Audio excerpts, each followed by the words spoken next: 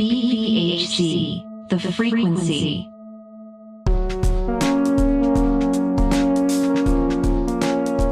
This episode is brought to you by INSTAAR, calling all science and nature lovers. CU Boulder's Institute of Arctic and Alpine Research, also known as INSTAAR, is celebrating its 75th anniversary this year. In honor of this milestone, the Institute will host a science-y celebration for all ages at its Mountain Research Station, just north of Nederland off the Peak to Peak Highway. For more than a century, the station has fostered mountain field science and education. On Wednesday, August 19th, get a peek into its inner workings through guided hikes and tours, hands-on activities, dinner with a scientist, and an evening seminar from ecologist Katharine Suding. Sign up now at tinyurl.com/MRSopen or find more info in the events section of INSTAAR's website. We'll put both links in our show notes. Happy Friday, Frequency listeners. I'm Shay Castle, and today I'm bringing you a conversation with Pedro Silva. Pedro is a longtime local minister. He's currently an interim associate minister at Unity Columbine Spiritual Center in Boulder. We first connected probably a decade ago and have worked together on stories about racism and homelessness. Today, we're talking about so much: joy, grief, masculinity, racism, safety, control, spirituality, accountability. Our conversation was all over the place in the best way. It's funny, touching, and includes more profanity than you might expect from a conversation with a spiritual leader. Don't worry, we've bleeped it all out to make it safe for the kids. Pedro is hosting an event Thursday, August 20th, called Good Grief: Pain, Pleasure, and Possibilities. It's a combination of poetry, storytelling, music, and comedy to explore grief and joy and their many intersections. The event is hard to describe because it encompasses so much. Pedro does a better job than me. So without further ado, here he is. Boulder world has changed so much since I first met you. A lot of things have changed, and then some things that I would like to change haven't. Yeah, there's that too. So tell me about the event you have planned. When is it? Where is it? What is it? Okay, so the event is called Good Grief, Pain, Pleasure, and Possibility, and it's happening on August 20th at 6:30 p.m. at the Boulder Library Canyon Theater, and I'll be performing/communicating with Selassie Atiase, who is the front person for Selassie and the Fafa family, which is a reggae band in the local area. And then also Ramon Gabrieloff Parrish, who works at Naropa and is also a part of an organization called Once and Future Green. And we're all three Black fathers raising biracial/Black kids in a predominantly white community. And we started this event. Initially, it was because in December 23rd of last year, my younger brother was murdered. And I, went into grief, and it was a grief like I've never experienced before and couldn't really understand how to navigate that collapse of a world and the collapse of a reality and the collapse of identities that were just all kind of happening. And I felt like I was maybe I got thrown in the ocean and there was no life preserver. And I was just waiting for myself to drown, but it was just taking a while. That's what it felt like. And I was like, what do I do in this place? And who am I in this space? And my instincts when I'm feeling that level of vulnerability is to isolate. And I decided that rather than isolate, I would lean into asking for hugs and telling people, hey, I'm about to cry. It just leaning into the things that were happening. Just instead of trying to be gotta go to a meeting. I don't want to cry at this meeting. I'll just be like, hey, I'm about to start crying, or hold on real quick. I got to walk out. Oh man, I think I need a hug right now. I just kind of leaned into all of it and just said, this is where I am. There's no way for me to escape this. I might drown, and that's maybe part of the process, but I'm going to keep trying to stay up. but I'm also going to ask for help and stuff like that. So I just decided to put my body into those communal spaces, even though my mind wanted to be somewhere else. And then I watched what happened. And then I started thinking about the grief that people live with every day of their lives that we don't really talk about in our society. We don't make spaces for. And so I decided the best way that I could do something with this was to channel it into something. And so that's when the idea of good grief, pain, pleasure, and possibility came up, because grief and joy are connected to one another. Because if you ever enjoy something, when it's over, you're going to grieve. Like, it's inescapable. But the depth of your joy is the depth of your grief. And so trying to help people understand that, and then also understanding that when we go to the depths of our grief, it actually builds our capacity for greater joy if we don't separate them from one another. And so the whole idea behind this event is to hold an alchemical space of energy where artists who are intimate with grief can both be present with the griefs that they've experienced over life, but then see how they can transform it into art and all sorts of things. And it's not just like about my brother dying, but different things like how the nation's been going, or how do we create a future for our children, and all those things. We turn them into stories and poems and comedy and music and conversation, and we're just kind of weaving it all together. So you first mentioned like, hey, we are all three Black fathers raising our children in a predominantly white town. What's the intersection of grief and parenting? Speaking for myself, when I became a parent, it tethered me to the world in a way that I had never been tethered before, because I had to always think about this being that is dependent upon me for their survival. The vulnerability of being a parent is very present, because you know that if anything happens to your child, it's like something happening to you times 10. Because there's this sense of I should be able to create a world of safety and provision. And especially just talking as a guy, there's also social pressures of feeling like you're responsible. And even if you don't buy into the toxic masculinity stuff, and even if you don't buy into what they used to call typical gender norms, or you don't buy into any of that, which I don't, the system still projects that onto me. So that's still an energy I have to deal with, whether I subscribe to it or not.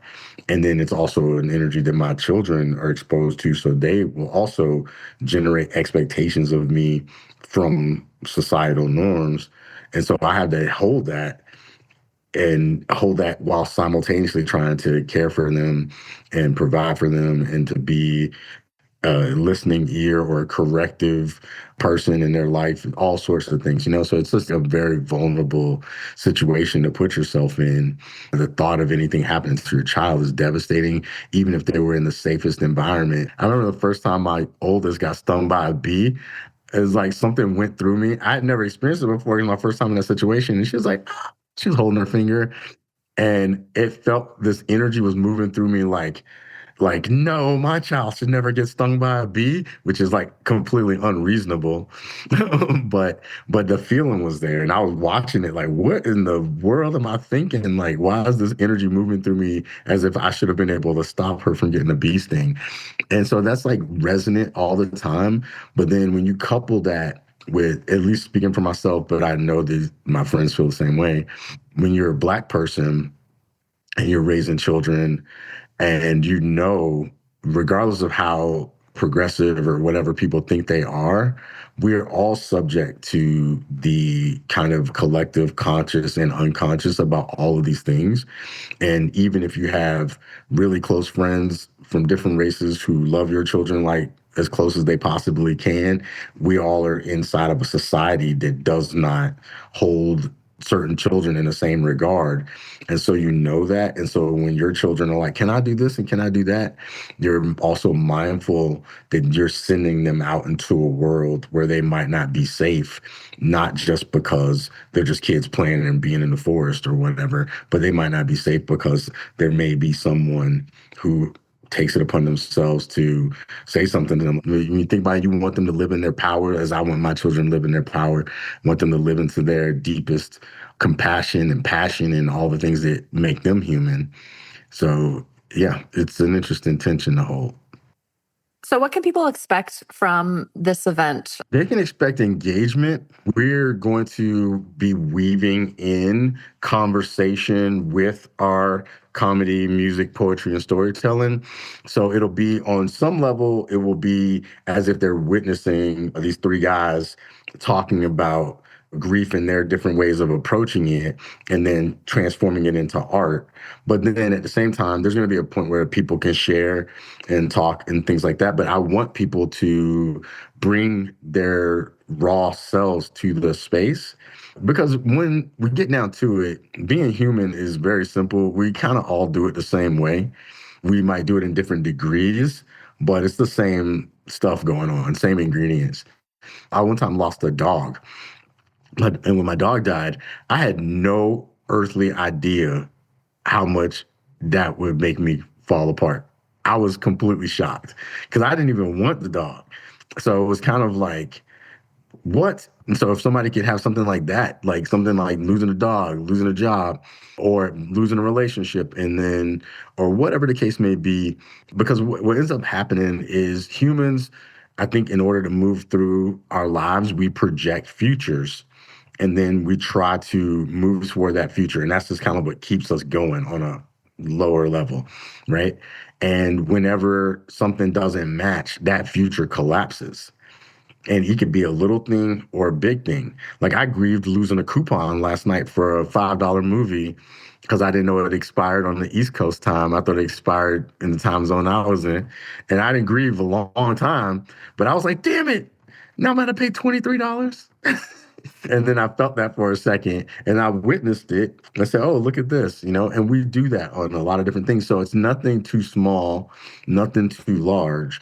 Just be present with what's real for you and hold that energy in the community that we're creating, because I'm looking at it as almost like a pop-up community space where we are able to just be as we are.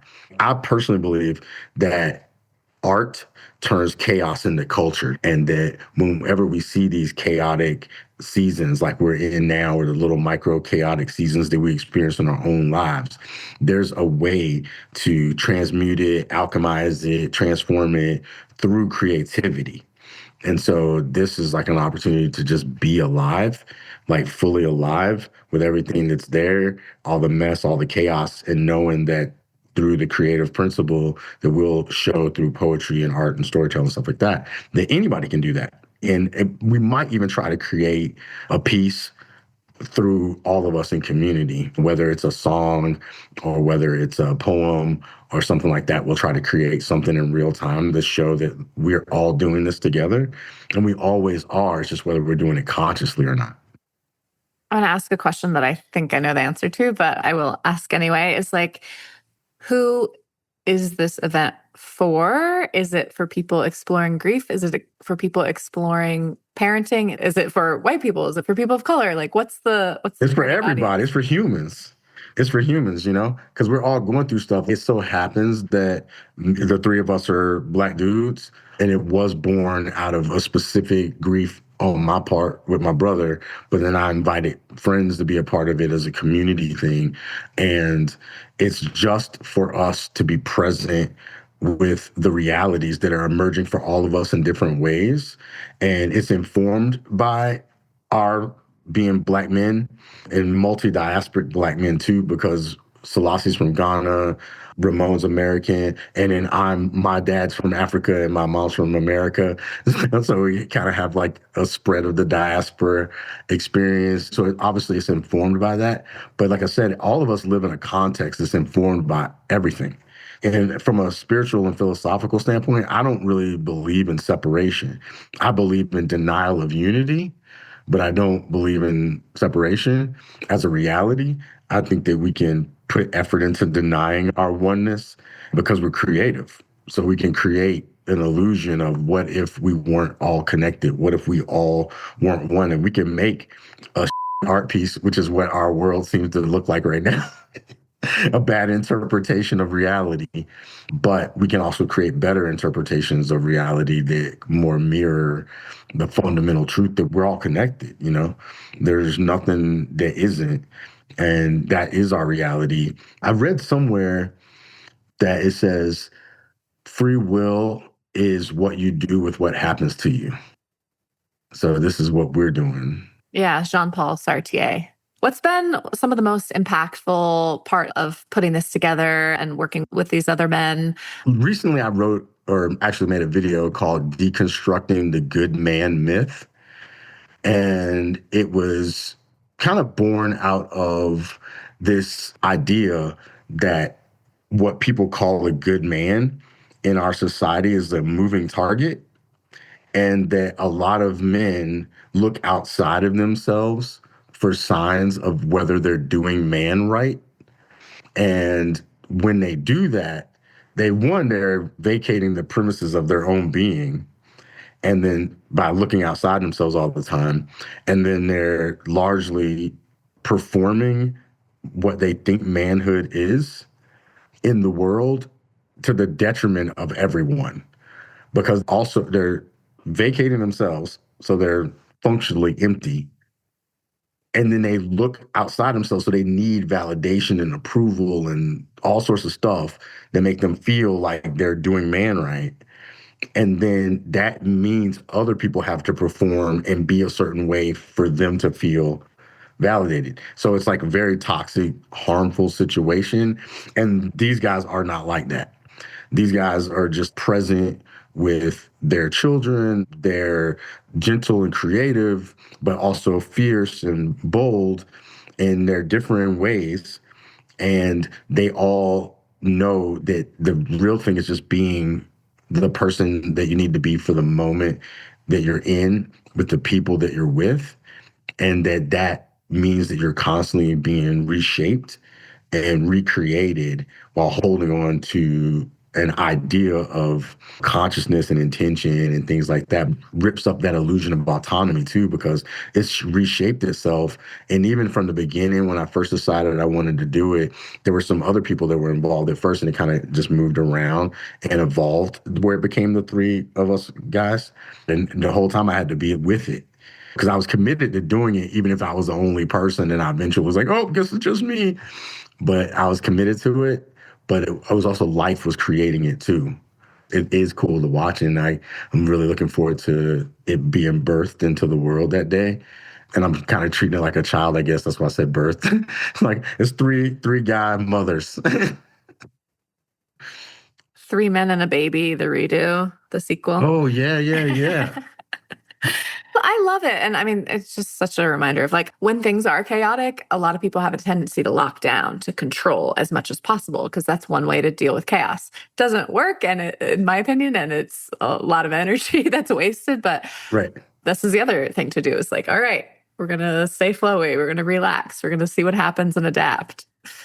I feel grateful too, like extremely grateful to be able to put out a request to friends and have them respond and be in wonder and be in curiosity and let things evolve amidst all the things that are happening in the world and all the like grief and things that are happening.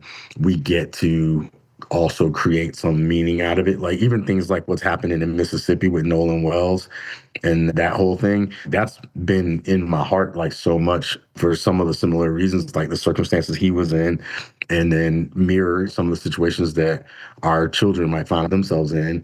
And I grew up 20 minutes from there in Mississippi.